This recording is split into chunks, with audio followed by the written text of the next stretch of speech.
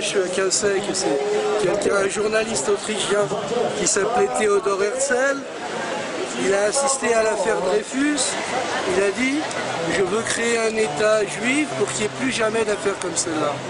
Or aujourd'hui, dans cet État, des affaires Dreyfus, il y en a tous les jours et encore pire que ça.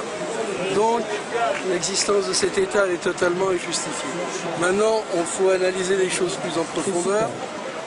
Dans la Torah, c'est écrit qu'au moment de la destruction du second temple, Dieu, du fait de la haine gratuite qui régnait entre nous les Juifs, j'étais en train d'expliquer, chacun sait que le second temple de Jérusalem a été détruit. Pour quelle raison Dieu l'a détruit? J'ai quelque chose que je suis un peu gêné de dire, mais c'est pas grave si on m'écoute jusqu'au bout. Il existait une haine gratuite entre nous et Dieu avait décidé de nous exterminer totalement. Au lieu de nous exterminer totalement, il a dit « Je vais détruire le second temple de Jérusalem et je vais vous exiler parmi les peuples, parmi les nations du monde. » Et c'était la condition. Dieu a dit, je vous exile parmi les nations du monde, je détruis le temple. Et c'est la condition pour que j'annule mon décret d'extermination.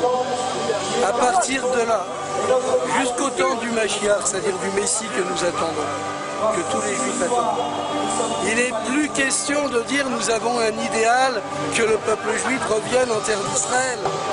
C'est totalement absurde, puisque la condition pour que Dieu annule son décret d'extermination était que vous acceptiez, avec amour d'ailleurs, le fait d'être exilé.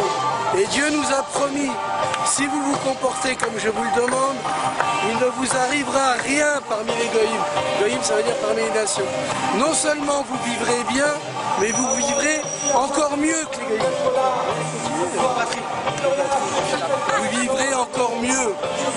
À partir de là, c'est une hérésie le sionisme. D'ailleurs, Dieu nous a fait jurer 2 serments. Interdiction de conquérir la terre d'Israël par la force, interdiction de se révolter contre les peuples parmi lesquels vous êtes exilés, ou même si ça se trouve en Palestine. Si vous transgressez ces serments, il va vous arriver des catastrophes. Et c'est la Shoah. La Shoah est due à l'action des sionistes. Il faut le savoir. Les sionistes ont fait la Shoah.